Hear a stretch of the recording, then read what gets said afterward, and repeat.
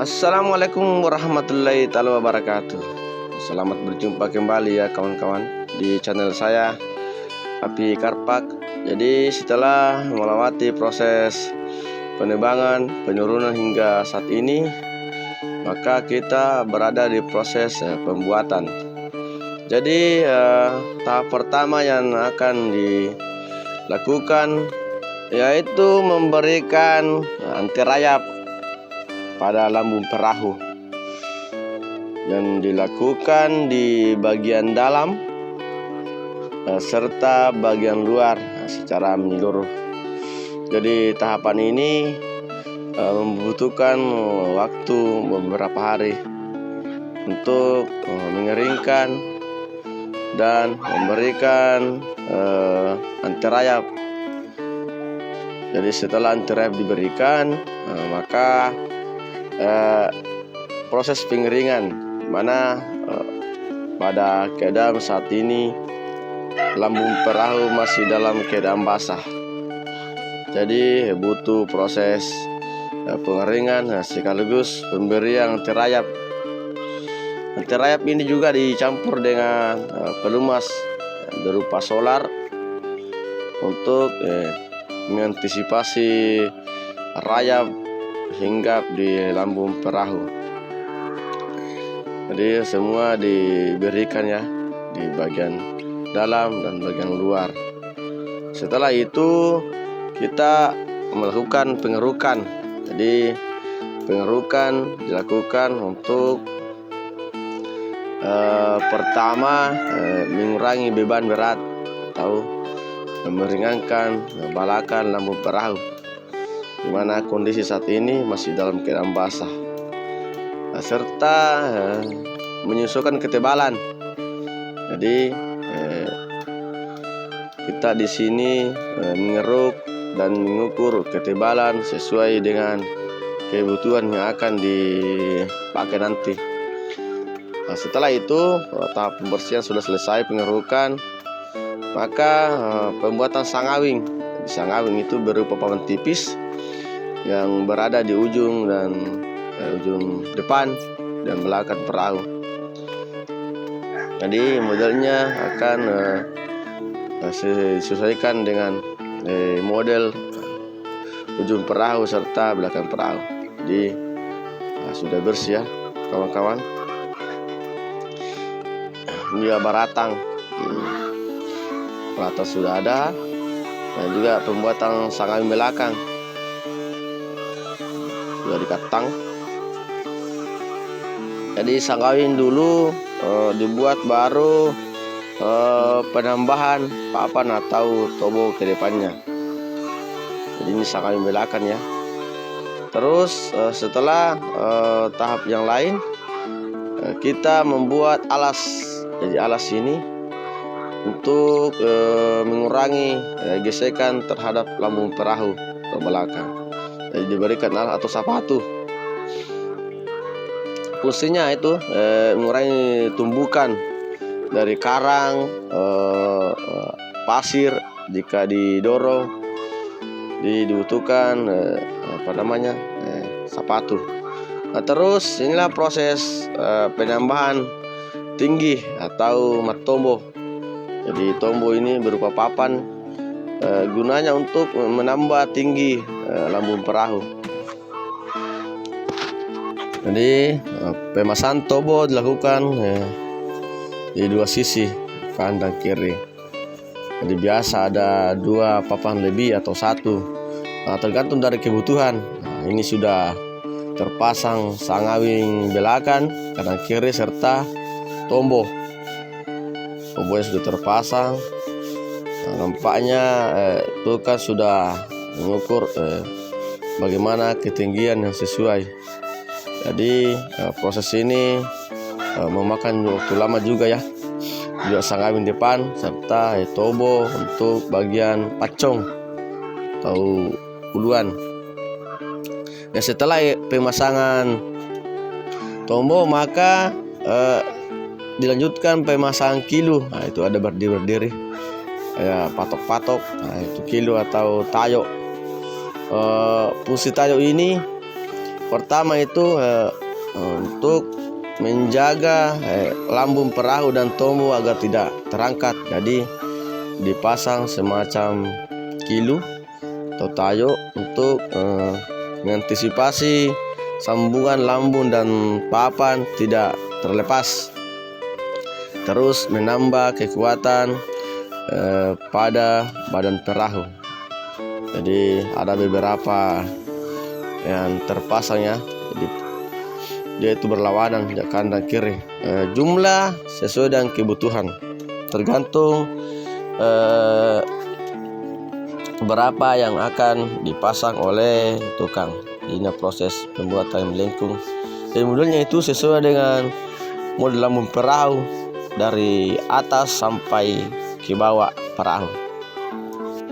Jadi sudah nampak pekerjaan saat ini untuk pekerjaan badan perahu sudah mencapai sekitar 65%. Jadi ini pacung ruang belum terpasang koko ya, karena belum dilem. Jadi masih ada yang mau diambil untuk percantik modelnya. Begitu. Setelah itu dibersihkan. Jadi dibersihkan bagian luar. Nah, pembersihan bagian dalam juga selesai. Nah, itu yang kayu-kayu yang melintang di antara papan atau tombol itu namanya kalandara. Fungsinya untuk mengatur lebar badan perahu serta alas untuk papan nanti di atasnya. Jadi ini pembuatan tumpuan palayaran ya, atau tiang layar. Pacong sudah ada, jadi terus lanjut pembersihan. Karena setelah tahapan-tahapan yang dilakukan, saatnya bersihkan serta barang-barang atau bahan yang di bagian dalam dimasukkan setelah nantinya ada pemasangan lapar atau papan alas. Jadi sudah terpasang kalandaranya dan proses pengecetan.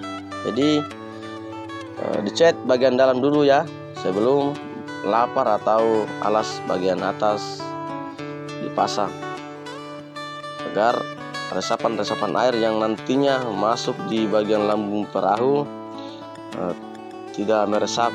Jadi diberikan perlakuan cat sampai di bagian haluan, dari buritan belakang sampai haluan. Nah, proses pengecetan sebelum pemasangan papan alas bagian atas atau lapar. Untuk proses berikutnya yaitu pemasangan alas bagian atas atau istilahnya lapar.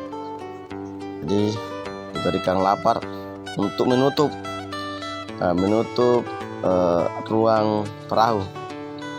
Jadi setelah dicat tadi, maka ditutup sampai ke bagian ujung perahu.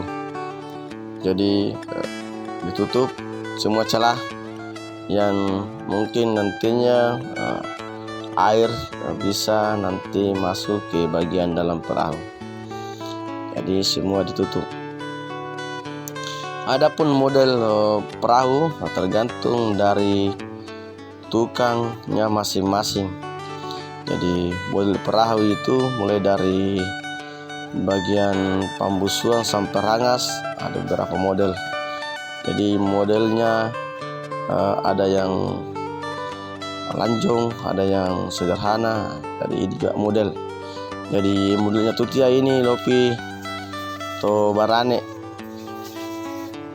Jadi setelah pemasangan lapar, kita nanti akan menunggu tahapan berikutnya.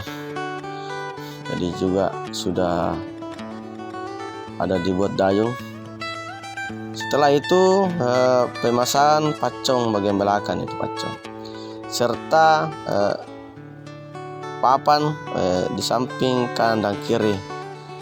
Juga ada penambahan papan di atas lapar ya, atau alas bagian atas. Gunanya ini untuk agar sawi atau awak tidak terpeleset atau tergelincir di saat beraktivitas nantinya di saat lomba. Jadi di sana tadi ada model melengkung ya kawan-kawan. Model melengkung nanti itu untuk menutupi baratan. Kalau baratan di sini ya yang kayak sayap ya, namanya baratan. Jadi kawan-kawan yang ingin melihat sande atau video-video sande, kunjungi channel saya Api Karpak, di mana ada sande mini, sande kecu hingga sande kayang atau tuh sande res. Jadi yang model kecil sampai yang besar ada di video saya. Nah, setelah memasang lapar, pembuatan petak atau model segi 4 untuk memudahkan mengumpul barang. Jadi kita buat peta sebanyak 3 tempat ya, 3 bagian peta. Jadi ada di depan 1, terus bagian belakang. Jadi sudah nampak ya bersihnya di bagian luar. Jadi papan yang melengkung itu di pertengahan untuk baratang. Jadi di posisi tengah itu papan yang bundar naik, itu untuk baratan. Jadi baratan nanti akan dimasukkan ke situ. Oke, setelah bersih mungkin kita akan melakukan pengecetan. Jadi setelah papan samping kanan semua peta, jadi saatnya untuk pengecetan awal. Jadi untuk pengecetan awal ini semua dicat serta menempel bagian-bagian yang masih berongga. Jadi ini ada tahapan pertama pengecetan untuk menyerapkan dulu cat mulai dari belakang ke depan. Jadi kita melakukan pengecetan. Nah, ini tadi yang melengkung tempatnya nanti untuk baratan diselipkan masih. Jadi ada juga tiang yang naik di atas lapar sebanyak 2. Itu fungsinya nanti sebagai tempat kemudi di saat lagi berlabuh, maka kemudi nantinya akan disimpan di atas situ. Jadi setelah tahapan pertama pengecetan, maka ditambah lagi atau didobol. Jadi ini pengecetan yang kedua kalinya, tapi masih pori-pori kayu masih kelihatan ya, karena baru 2 kali masih kelihatan pori-pori kayunya. Di penutup peta atau ruang sudah terpasang, dan yang melengkung, nah itu juga sudah cek bagian dalamnya sebelum diberikan alas atau lapar. Jadi nanti ke depannya akan diberikan alas di bagian atas. Nah, ini yang saya maksud tadi, yang akan ditempati kemudi, semacam model model fana lah. Model fana nanti akan dipasang melintang. Oke, selanjutnya kita melakukan pengeleman. Jadi diberikan perlakuan khusus bagi masih ada yang pori-pori yang masih butuh dilem, maka diberikan pengeleman yang warna kuning. Nah, sudah nampak juga lapar. Jadi setelah pengecetan maka diberikan lapar atau alas bagian atas di bagian melengkung. Jadi nanti ini akan dibuatkan kayak kamar-kamar ya.